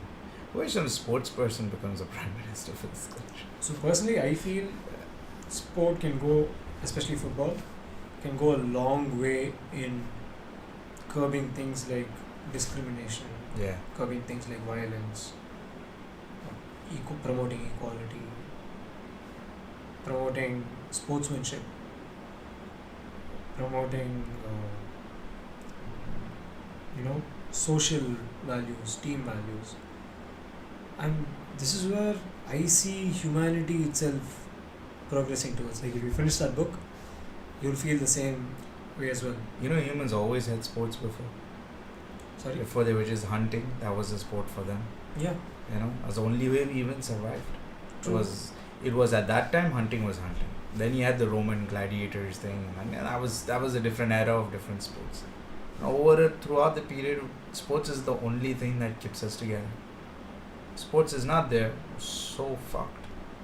I mean, you won't see Indian players and Pakistani players interact, right? Yeah, Otherwise, you wouldn't see that. Yeah. Never seen look at the relationship that the two countries have had through the course of history, and look at them sharing the same space and playing. Yeah. Like there's no way that people from post-independence era immediate Would have post- even thought about, yeah. Imagine about. That That's is something that sport can do, and someone who identified that was Nelson Mandela. He felt sport can seriously unite people together. I remember that. That rugby. Correct. Was something Rugby related. I remember watching Matt Damon's movie on that. Yeah. So he was a strong believer that even football can change, and I don't know if you've heard of Swami Vivekananda's quote as well. He says. What is this He called? says football will take you closer to heaven than the Bhagavad Gita will ever. Really? That's something that he actually said. Because apparently it trains your body and your mind. I should put this as a motto right now. Put it up everywhere. I guess, yeah. So he's someone who's on sport and uniting people through the sport. Mr. Vijay Barse, the founder of Slum Soccer, that was his primary vision. To unite everyone who's alienated in society through the sport. He looked at the underprivileged people as the people who have been alienated in society. Mm. Like they couldn't afford a ball. He gave them a bucket, a broken bucket without the handle. They used that to play football, and that's what inspired him to set up 256 centers across the country and implement this organization. Today, Amitabh Bachchan is playing Vijay Barse in a Bollywood feature film of Slum Soccer. So it's nobody would have imagined that, Yeah. and that's something that sport can do. Can literally change a person's life. It can change a team's life. It can change Oh, it can do it wonders. can change the country itself, if you ask me. Croatia is such a small country, Yeah. and them lifting the World Cup. Imagine the celebrations that would have happened after that night. Yeah. This World Cup was very important. But talking about changing life and bringing people close together, sports is crazy, dude. I had this personal experience with one of my players whose father had passed away. He was from UK, and I didn't have to say anything, but all my players just decided to wear the black band around them, serve silence, and dedicated the whole championship to him. I didn't have to say this. I just didn't have to say this. I knew they were going to do it, and they just did it. And we're all a close knit of brothers right now. Still keep in touch with him. Still keep in touch with each other. Once in a blue moon, we'll give up a call and talk. We never had that friendship with any other people in the college. I understand that. Yeah. I mean, till today, my closest friends are people from my immediate football circle, Yeah. and people who are associated with the sport somehow. Somehow, yeah. It's always that group that is there. And it's not just that. I mean, football is the kind of sport where you can literally associate anyone and any industry or any business, Yeah. for that matter. Yeah. Because, like I just said, it requires 249 other professionals, right? Pretty much covers Pretty much covers everything. everything. Yeah. So if I look at my family tree or my immediate circle of friends and relatives and acquaintances, I can put a football club together. And Yeah. run it. And put them all heads for everything. Exactly. That's it. Yeah, I know. That should be my retirement plan. Yeah. You guys take care of everything. I just That is true. Oh man. It was a pleasure having you on board, dude. pleasure being here. And talking about all these things in detail. And It's nice to share such experiences. yeah. And you have been involved in a lot of various levels by the age of 25, which is really good. I am trying to be more involved on a Yeah. daily basis.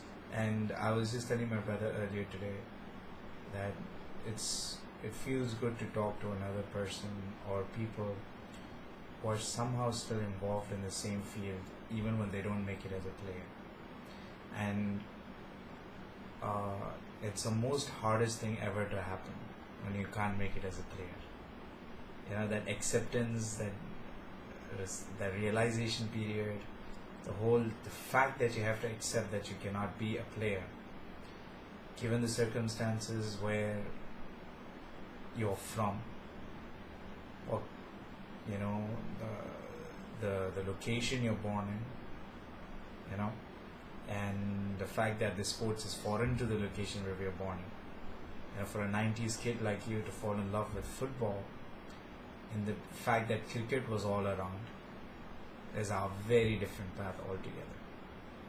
Especially for us Indians who I know at my age who all love football, mad football. They're like a cult of them. That's what I call it. We who are still involved with football and still do a lot of work. I have so many friends who are involved in other sports, but they love football. It's a very few people who just realize that they cannot be a football player. That's true. And But for me, I feel that it's okay that I did not turn out to be a professional Yeah. football player, but I'm happy, creating that opportunity for a lot more people. it feels good. That's the thing where I you feel I can somehow redeem myself. Yeah. that way. This is what Rakesh was telling me the other day. on the podcast, he was like, I'm happy I did it, with my racing thing. Now I can do something else, Right. or maybe I'll still be involved with the sports, but I'll do something else. I can, for you, you're still involved with the sport, but you're happy you're still doing it. Maybe not out there scoring goals, creating records, but you're helping someone else do it. And that's that pleasure you get out of it. More than helping, you are like an integral reason as to why that person is doing it, right? Exactly. It should be a good enough reason for you to Yeah. redeem yourself.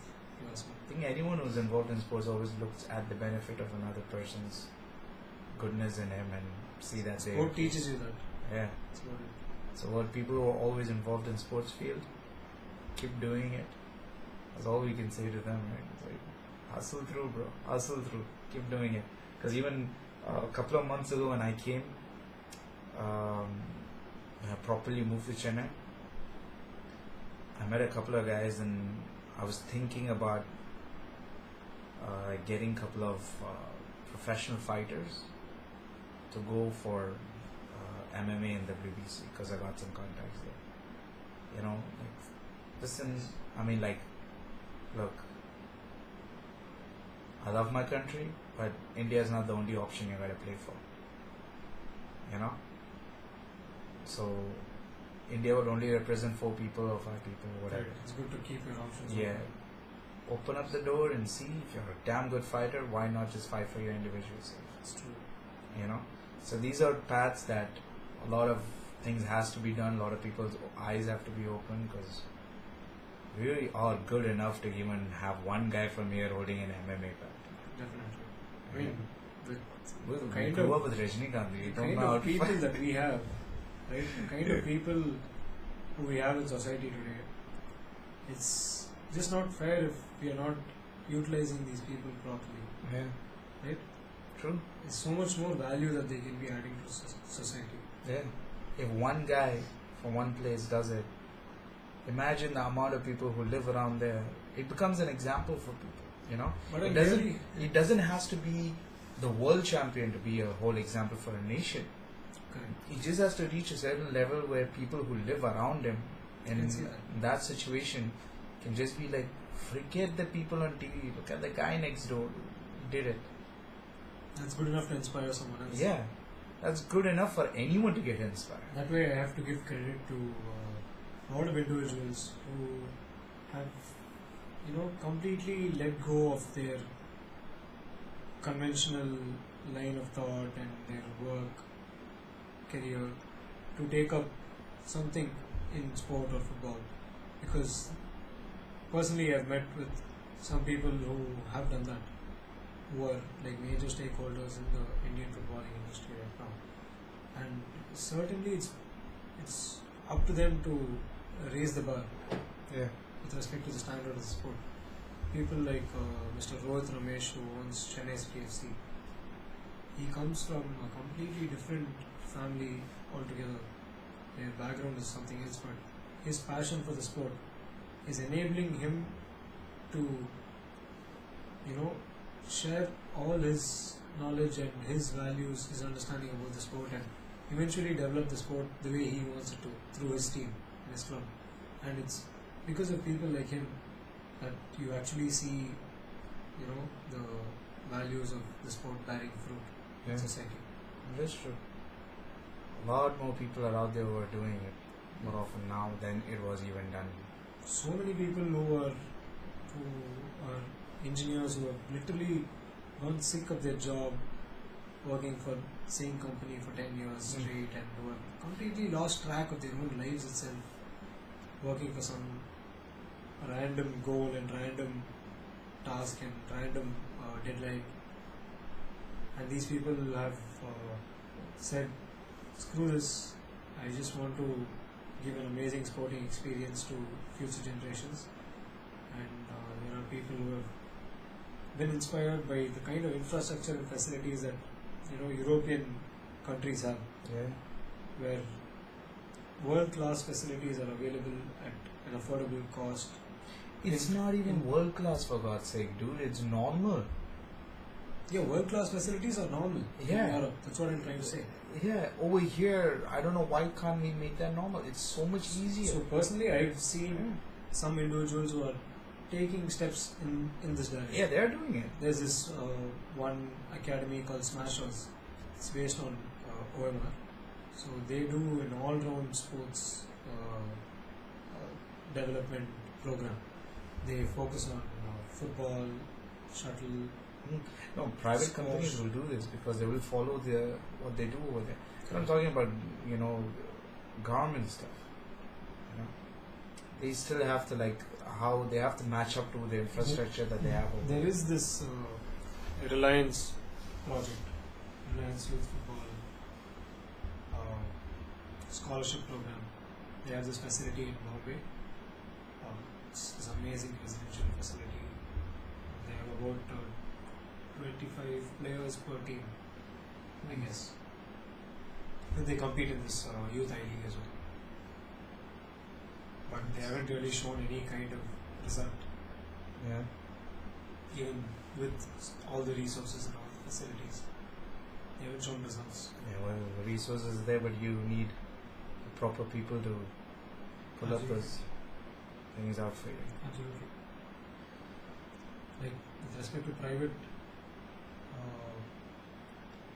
if you see what Tata football academies have done, it's also kind of good.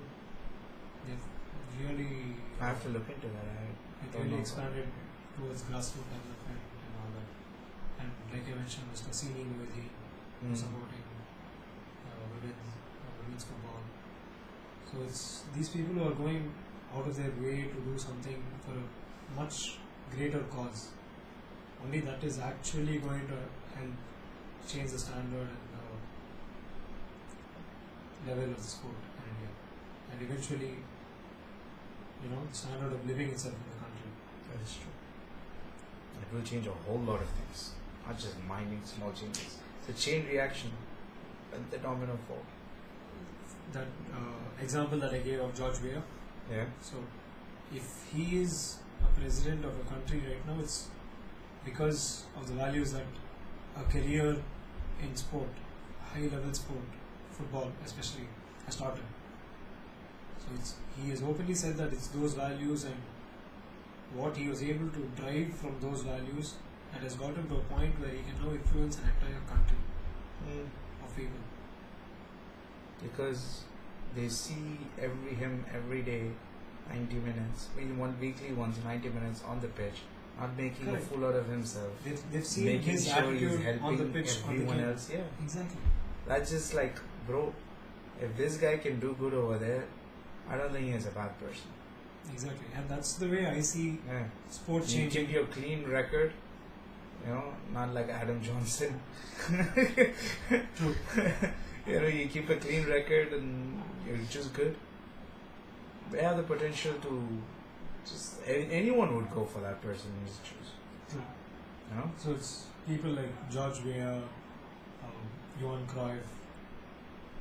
Ask Sachin to stand for Prime Ministership. Ask if the whole nation will vote him in. Because he will do wonders if he becomes. I know that guy can do wonders if he comes into that place. He slowly got into the Yeah. parliament as well, right? Yeah. So I think I think a couple of years ago also he was involved in it. He will change a whole lot of things. Definitely sports will grow. There's no question about it. He knows that he's the there standard because of of. living will improve. Yeah. That's the most important thing, right, for a developing country True. like India. That is very true, man. When it comes to politicians and things, I always have this thing. They're like, they need exams. Like how you ask IAS, IFS people to write exams, there should be exams for politicians. Absolutely. Yeah. Politics is a whole different topic. I have to get a political analyst on this and sit down and hash out. There are a lot of qualified politicians, but no knowledgeable politicians. Yeah. Questionable qualification, though.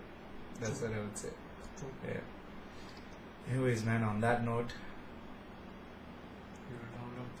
what any advices you have to anyone who's working in football and trying to make it as a coach or trying to get into talent management or whatever? With respect to football, I feel there is a lot of scope in making a career out of football. if you have the right intention, because like we just discussed, sport can literally change lives, and if you do have the right intentions, then the sport will reward you in the same way. True. So there is a lot of scope for anyone looking to pick up football as a player, a coach, manager. A lot of opportunities new opportunities coming up every day. Yeah. And The world is not small anymore, it's big. True. You can go anywhere for it. True, absolutely. Yeah, you can go all the way to Thailand and be a football coach over there and, be much better than you're doing. So the most recent CFO that Arsenal appointed, Arsenal Football Club appointed, Vinay Venkatesham. He's a Pakka South Indian. Hey, there we go. They need him over there. He's worked his way from, as a marketing intern or something like that for Arsenal, and he's worked all the way to become a CFO for the club. So right there itself is an inspiration. It's an inspiration, exactly. And there are a couple of engineering graduates who worked with some companies for a while, and they've set up an academy in Delhi. It's called Sudeva, and they work with juvenile people. They also work with juvenile people. It's part of their program, but that's like a completely different outlook towards sport development itself. Yeah. And they have recently acquired a Spanish third division team. That was about 2017, I guess. So the owners of that academy have acquired the Spanish team, and now players from that academy have a direct opportunity to play in Spain, in La Liga. Here we go. So opportunities are opening up. Even Blackburn, no? No, that was Indian, I think. Blackburn have Blackburn Rovers. Indian, Malaysian. Yeah. World is a huge place. So any kid out there who's involved with sports, stay involved with sports. Life is better that way. Yeah. Completely agree. Don't if you grew up in a sport and you don't become a player or whatever, you can still be involved with the sports and make money and feed your family. That's the only way you can make sure other people can go. So thank you for coming on the podcast. Thank you so much for having me. It was great. It was great talking about football and everything surrounding football. Because And this. it's Thanks. nice to share that experience once in a while. Yeah.